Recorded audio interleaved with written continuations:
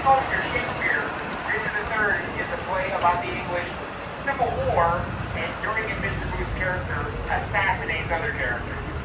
He got to practice killing people several times a week, 2 years before he did the deed to the president. So Washington, D.C. was created by the Constitution. When the Constitution was ratified, they found that Article 1 said the federal government would have a city of its very own to operate from, no bigger than 100 square miles. And that's all it said. They weren't put the new town. So the states all started fighting over where it was going to go. After 2 years of bickering, they finally decided to ask George Washington, the president, where to put the capital. He said, I know a different place, 10 miles north of my house. Boom, and a new city was born. They worked that a little bit. On our left, that's the United States World War I Memorial. We've got a bigger one out in Kansas City, but after World War II, Korea, and Vietnam got memorials here. Folks, fans of World War I wanted one here as well, so this got built for them this year. And across the street, there is your horrible view of the White House. The building you can see easily, that's the Treasury Department. Janet Yellen does her thing. The barely visible white spear through the trees, that's the chief executive's home. When this city was designed in 1791, you were supposed to be able to see the White House perfectly from here. Pennsylvania Avenue behind our left shoulder was meant to connect the Capitol and the White House visually every day so that each party could remember that the other one existed. Folks on the Hill write the laws, but they don't tell people what to do. They don't enforce them. That's the job of the man in the house on the flats. The man in the house on the flats tells a lot of people what to do, but he only tells them to do what he's told to tell them to do. But the people in the big building on the hill. That view got interrupted in 1837 by that big Treasury building. The Treasury has always been next to the White House, but it used to be a smaller building set further back. In 1835, the staff of that small building was investigating Richard White for fraud, so he came by one night with a box of matches. He burned the building and posed away to the ground. The party did not burn.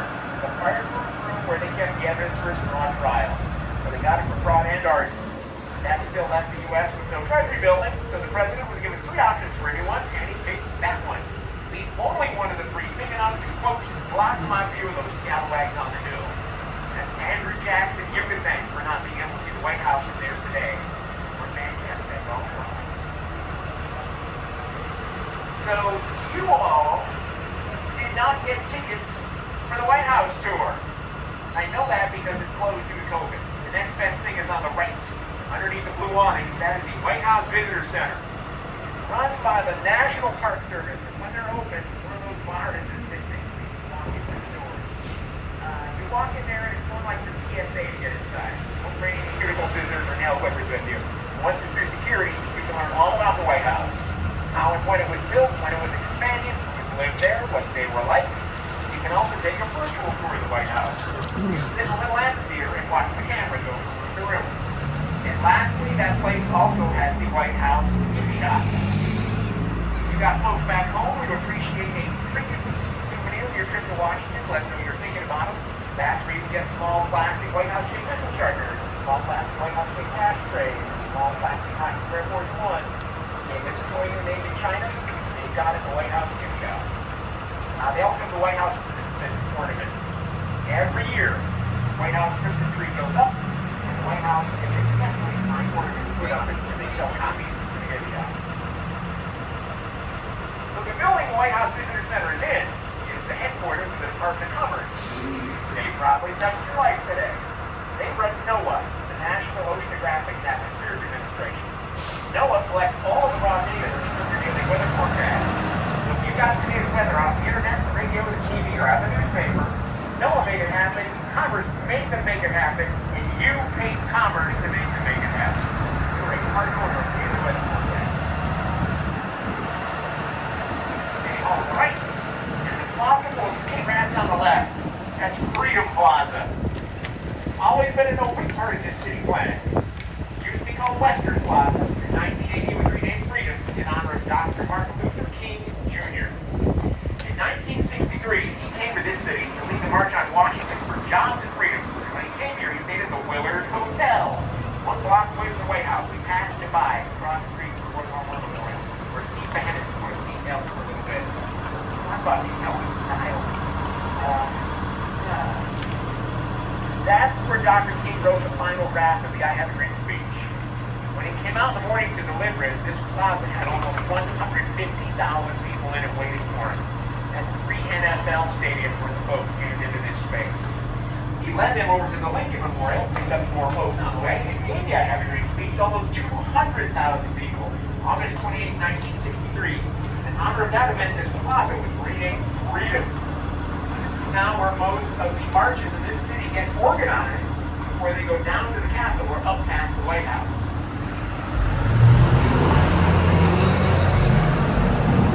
All these buildings on the right are government buildings, by the government for the government. As Department of Commerce, that's just past the Reagan Building, International Trade Center.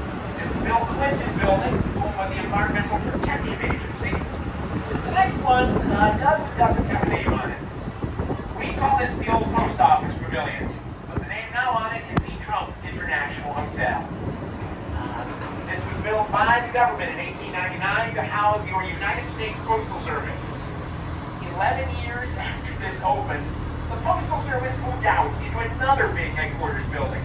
That left the government with this mountain of stone on its hands. Too expensive to sell, they decided to rent it out over time because you thought they could pay the rent. And in 2006, that was New York real estate developer Donald Trump. He was so confident he could turn a profit here, he signed a 70-year lease. So the Trumps were obligated to pay us rent until the tricentennial in 2076. $250,000 a month. However, the site has not proven to be as popular as they thought it would be, so they just sold the lease to the Hilton Corporation. Next year, this will be a Waldorf Astoria. If you would like to experience it while it's a Trump property, they are only letting guests and invitees in. To be a guest, rooms start about $400 a night. To be an invitee, make a reservation for dinner. They've got 3 restaurants: steakhouse, bar and grill, sushi house. You make a reservation for one of those places, you can walk around the place. But I also had a guest who said they walked up to the doorman, told them they were going to the bar, and he let them in. Right there, wait there. This I'm not making up. Right next door to the Trump Hotel was the headquarters of the IRS.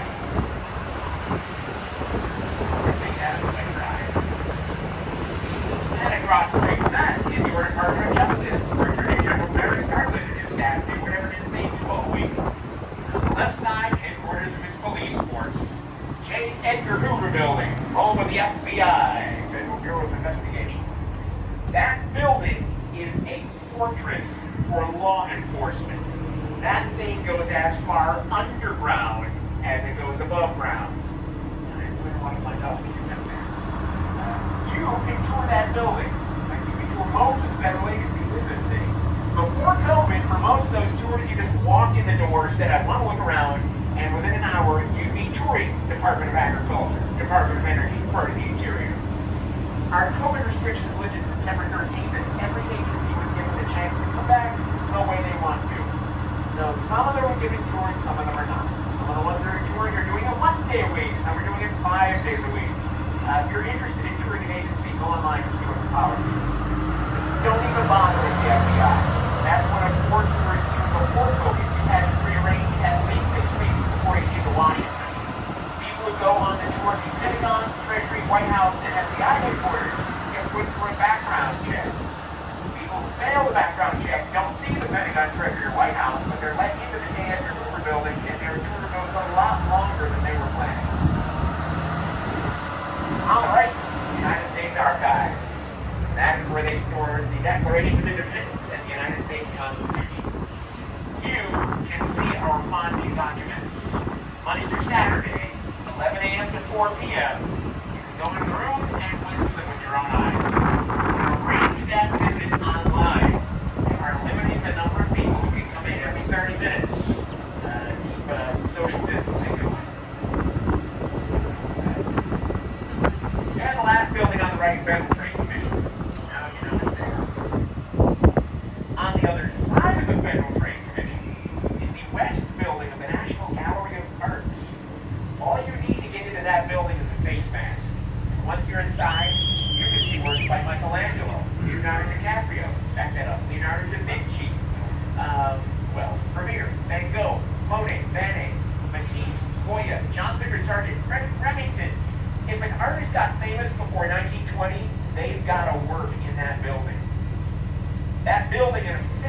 yard and sign were given to this country by Andrew Mellon.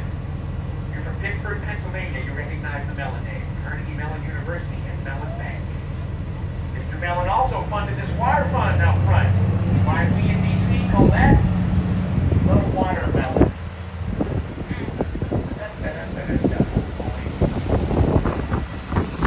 The next portion of the construction on the left, this is the only foreign embassy on Pennsylvania Avenue between the White House and the Capitol. This prime piece of real estate goes to our neighbors to the north, the Canadian embassy. There's one other embassy on Pennsylvania, but it's on the other side of the White House, which you're thinking which? Mexico! Right off the bat. Nice. Several weeks ago I asked that question and I heard this. Ohio? First time I heard Ohio was pretty good. Even last night said, well, they're thinking. On the right, this angular building is the East Building of the National Gallery of Art. It's a modern building for modern artists. Folks like Andy Warhol, Jackson Pollock, Mondrian, Modigliani. This building given to the country by Andrew Mellon's grandchildren. So the Mellon family gave this city its two biggest art museums. Gotta talk faster. So George Washington chose this site for the new capital. And when he did, there was almost nothing here. There was a small trading post in Georgetown and 19 farms. That was it. So he hired an architect to design a capital worthy of the new country. A friend of his in the Revolution, a Frenchman, Pierre-Charles L'Enfant. If we'd been with L'Enfant in 1791 when he came here to check this site out, on the right, we'd have been looking at cows and sheep eating grass. On the left, corn, oats, wheat, and tobacco marching into the distance. And straight in front of us, a hillside covered with nothing but trees. Pierre L'Enfant took one look at that hill and knew exactly what he wanted to do with it.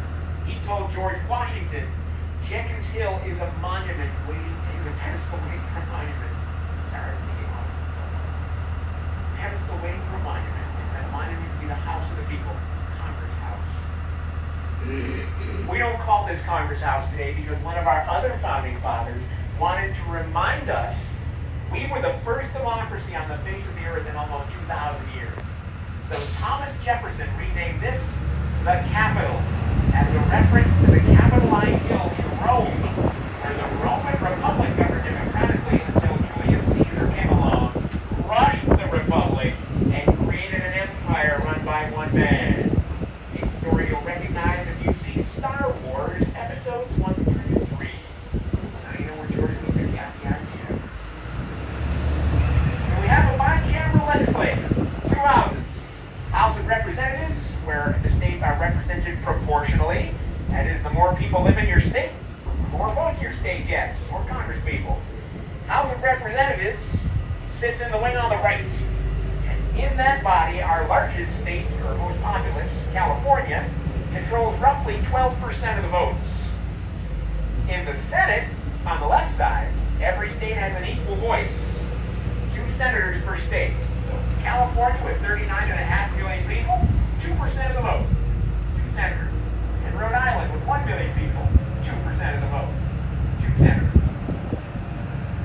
You can tell when these people are in here trying to get some work done for us. Above each chamber rises a flagpole. Whenever they're in there debating an issue or voting on one, an American flag runs up that pole, and it stays up until they're done. Guess what you rarely see on Mondays or Fridays? You are correct. I'm kind of busting their chops and kind of not. They know, you can stand up and take pictures and be like, I'm going to stop real. They know that DC's a bubble, so they go home as often as they can to keep in touch with the folks who sent them here, and they usually use Mondays and Fridays as travel days. You can also tell when Congress plans on working late. At the top of the dome, underneath the statue, is a cupola. And as soon as they know they're going to work after dark, a light turns on up there, and it stays on until they're done. 3 weeks ago, they were working on the infrastructure bill. That light came on about 9 a.m., and it didn't cut off until just shy of midnight. Statue at the top, by the way, that is Freedom. She faces east toward the rising sun. She wears a Native American eagle feather headdress and a Roman toga. As the new and old worlds come together in freedom. And at her base it says in Latin, E plurimis unum, from many, one. Many states, one nation, many people, one country.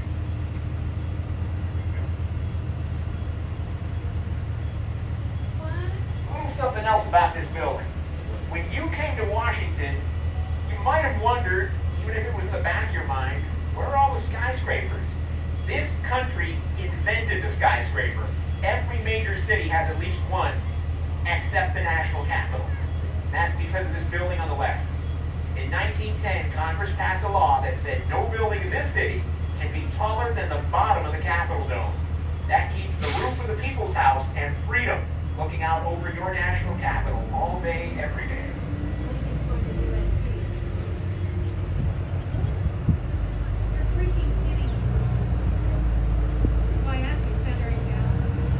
I think it's USC. Okay, University of South Carolina. Alright, take a look here.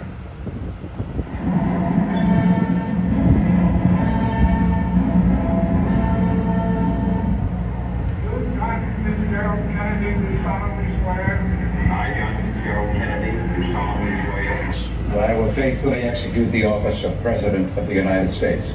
And will, to the best of my ability, preserve, protect, and defend the Constitution of the United States. So help me God.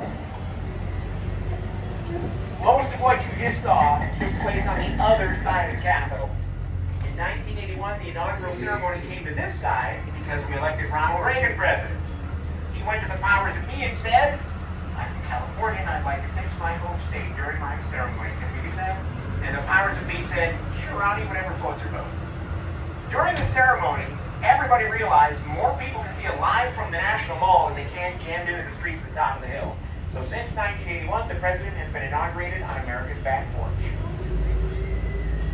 So on our left side, this is the U.S. Botanic Garden, currently closed to the public. However, they have an outdoor park here at this end of the building, and that currently has our holiday train running in it. It's a big model train system that runs through a plant-based copy of Washington, D.C.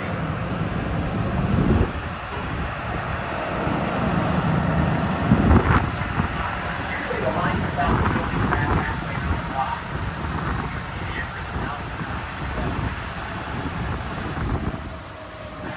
So stretching off into the distance on the right is the National Mall, part of the original design of Washington, D.C. Pierre Lafont put that space in to be a ceremonial boulevard and a place where Americans could gather and practice their First Amendment right to talk about the government right in front of its face. When that space was created in 1791, you could do that nowhere else in the world. If you tried to, out came the military and you got a choice. Go to jail or go home. Here, every citizen is as much a part of this government as you choose to be. So that space was created for you to come down and make your opinion. If you like what Congress is up to, bring a soccer ball and kick it around, toss a frisbee, have a picnic, whatever, have fun. If you don't like what Congress is up to, bring a megaphone, bring a drum kit, bring a light kit, bring a stage and a sound system, whatever it takes to get the attention of the people on the Hill, except physical violence and property damage. As soon as you start punching people or breaking things, you've just lost your right to assemble. That space is so popular, the Park Service actually closes sections of it off all the time to let the grass grow back. So if you do walk the mall and you see a section roped off, don't go inside, even if you see Washingtonians in there. Not everybody obeys that. So the mall is lined on both sides by museums. One is the Smithsonian Museum of the American Indians, signed by a member of the Blackfoot tribe. It looks like a rock outcropping of the Dakota Badlands. Despite that pedigree, when they say American Indian, they do not mean the United States. They mean North, Central, and South America. Every indigenous tribe that's lived in the world is probably adopted or represented. If you're interested in the Museum of the Bible, look to the left, 2 blocks down on the left. A giant glass roof leaning toward the road marks the museum. Built by the owners of the Hobby Lobby, that is a private museum. Costs $19.99 online, $24.99. You can get them at the door. They are open 7 days a week. You're never going to remember it's on 4th Street Southwest, so it is 2 blocks south of the Dwight David Eisenhower Memorial or 2 blocks south of the Air and Space Museum, whichever is easier for you to remember. Note about Air and Space. This building opened in 1976. It was starting to look its age, so they shut half of it down and renovated it. However, in the half that's still open, you can see the very first aircraft to carry a human being into the sky under power.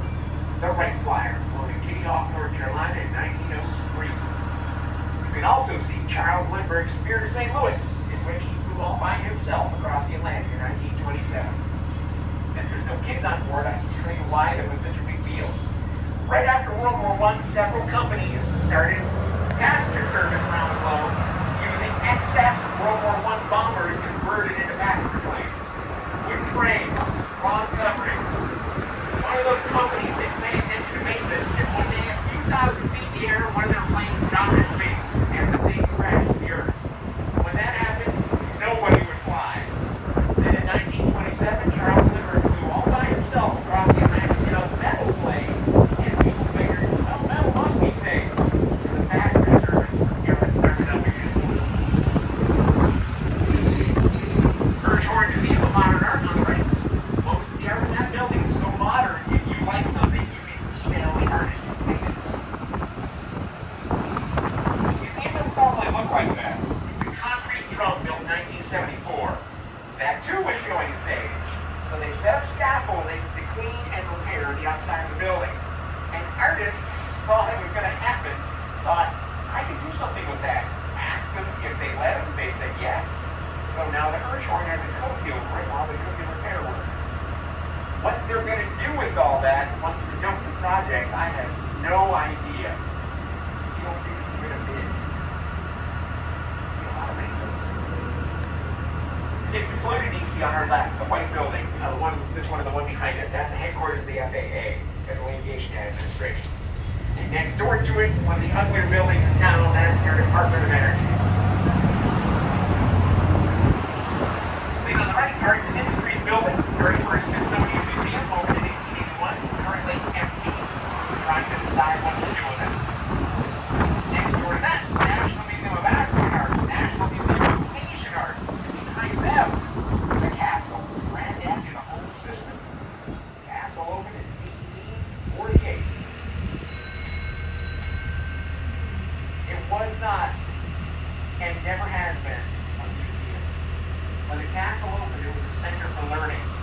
So it had a big library people could access, a lecture hall. You could come and listen to explorers and adventurers talk about their refuge. You could have come here to listen to Alexander Graham Bell talk about that telephone he was working on. Or Thomas Edison talk about the light bulb, the phonograph, or the motion picture camera he was trying to invent. People got bored when those lectures weren't happening, so they put a little museum up in one corner of the castle. People started donating things to that museum, and that not to stop. The castle is the largest museum in the world, 22 buildings. Two in New York, 20 in the DC area. People find that a little daunting. Up to the castle, and now the visitor center. That's where they'll tell you what they've got, where it is, and how to get it.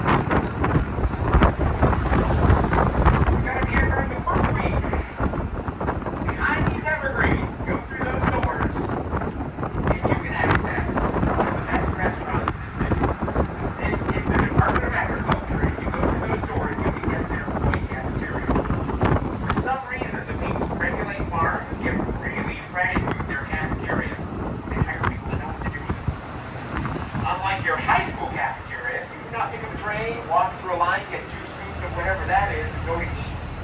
Their cafeteria is set up like a mall food court. Section for Mexicans, section for sushi, section for barbecue, Indian, Polish style, salads, desserts, beverages. They love food in there and it shows. The only 2 drawbacks to that restaurant, they do not do dinner, and they often get elementary and middle school field trips going through there. So if you can handle eating excellent food with screaming kids in the background, you might really enjoy this. I've been there quite a few times, and I find it's about 50% of the time there's a school field trip. People chat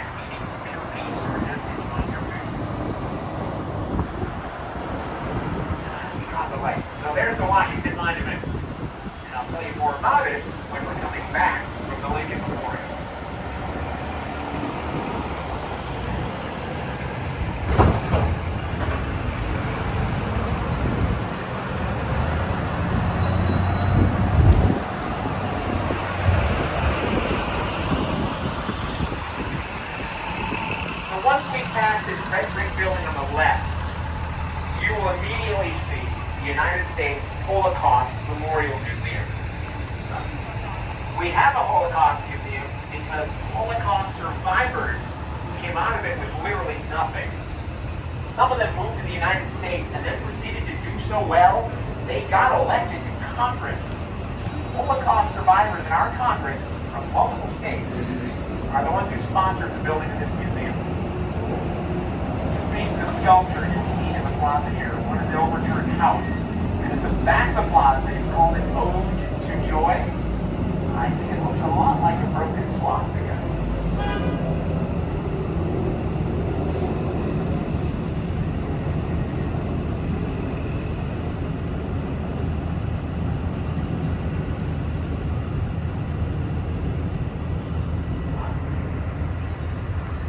So next door to the Holocaust Memorial Museum is where most of your paper money got made. Bureau of Engraving and Printing. $2 bills are made in Texas. But the 1, 5, 10, 20, 50, and 100 all come out of here. They make $700 million every weekday. They make so much money in there, they use forklifts to move it on pallets stacked 6 feet tall, 6 feet wide, and 6 feet deep. The normal tour of this building goes above the printing floor. If you contact your congressional office, you can get a tour of the floor. Know this before you do that. Everyone who walks onto the printing floor gets weighed when they walk on and gets weighed again when they walk off. You don't want your weight recorded by the government to take the floor tour. Coming up on our right, I say, actually see it now that the leaves have dropped. There are 3 memorial flags in this space. Left to right, Thomas Jefferson, Franklin Delano Roosevelt, Dr. Martin Luther King Jr. From here, Jefferson is the easiest to see. The other 2 are outdoor sculpture gardens surrounded by vegetation. Jefferson is that big pile of limestone that climbs above the tree line. Jefferson Memorial is actually a critical copy of the building.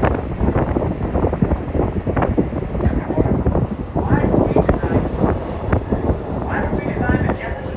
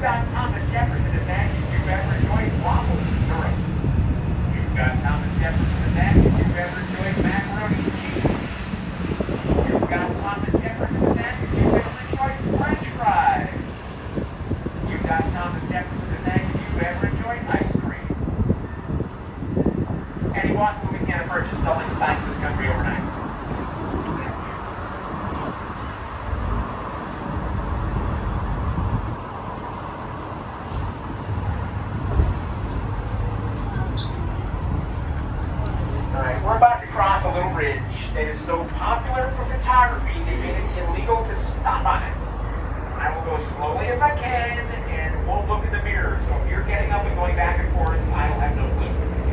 So on the right side, you get the tidal basin, the Jefferson Memorial, the Washington Monument, and to the left of it, where that other bridge leaves the land, you just might see the roof of the White House barely peeking over the trees.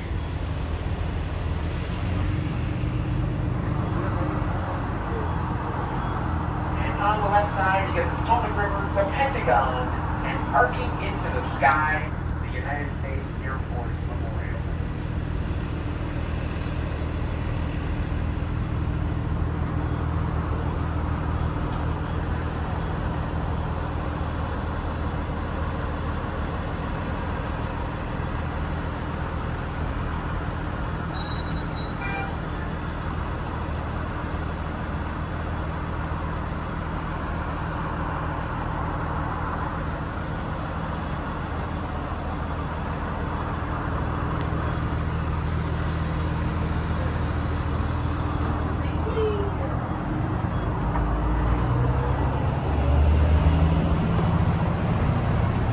Across the river, north of the Pentagon, all that green space is Arlington National Cemetery.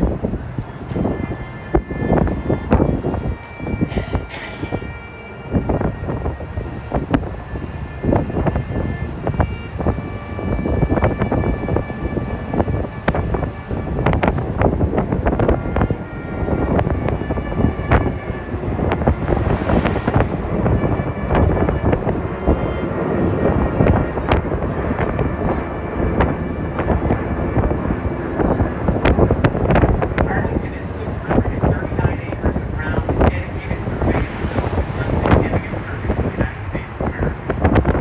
Arlington is an active cemetery. They bury up to 30 people a day, 6 days a week over there. They take Sundays off.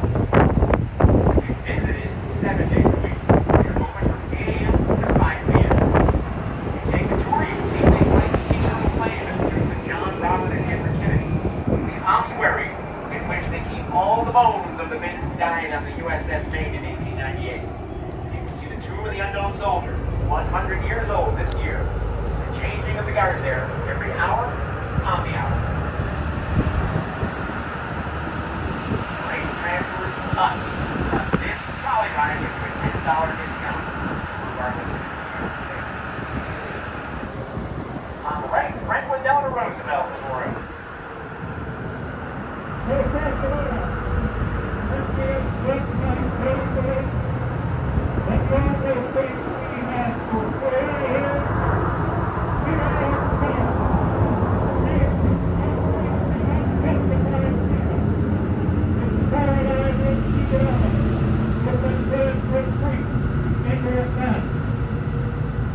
Roosevelt Memorial is the largest one in Washington, fitting since he's the longest-serving president in U.S. history.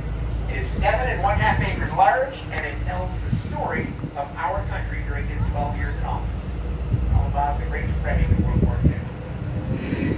Across the Roosevelt Memorial is the Dr. Martin Luther King Jr. Memorial.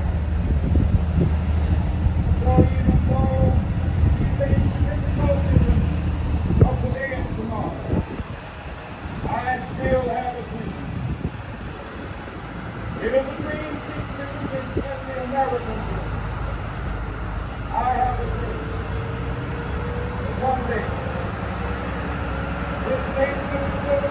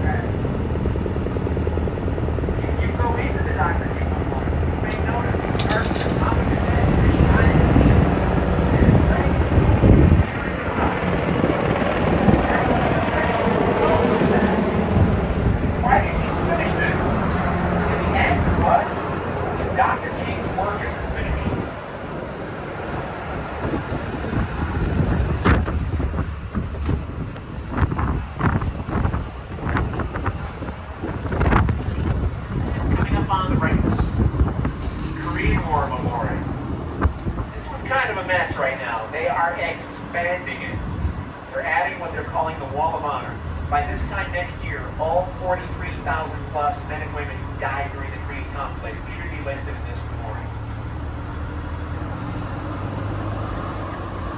On the other side of the Korean War Memorial is the reflecting pool. If you see the movie Forrest Gump, you see the reflecting pool. Forrest is giving his speech on the Lincoln Memorial steps and he hears from the water, "Forrest?" His response, "Judy!" He runs down and gets a big hug in the water. On the other side of that pool is the Vietnam Veterans Memorial. At the west end is that Lincoln Memorial. At the east end, the Lincoln Memorial. This is where I'm going to pull in and let you guys out for 30 minutes. Just so you know, it's a 12-minute walk down to World War II and 12 minutes back. So it's 24 minutes round trip, 6 minutes close. No time for Korea, Lincoln, or Vietnam. If you'd like to try to do all four, they rent electric scooters and bicycles up here. Or you can try to do all four on foot. I've had one family do it. They travel the country running marathons together. And they set a pace and they managed to get all four done. Or, I plan on driving past the World War II Memorial on the way out of here. So if you don't mind taking a photo from about 100 feet away, you should be good to go. The furthest memorial at this end is Vietnam. That's a 5-minute walk. Easy to do all three of these in half an hour. In the middle of the island, a refreshment stand whose prices are awful, but the people who work there can't do anything about it. They do a decent job of the food. And if you need a bathroom, there's one in the Lincoln Memorial. Instead of going up the stairs,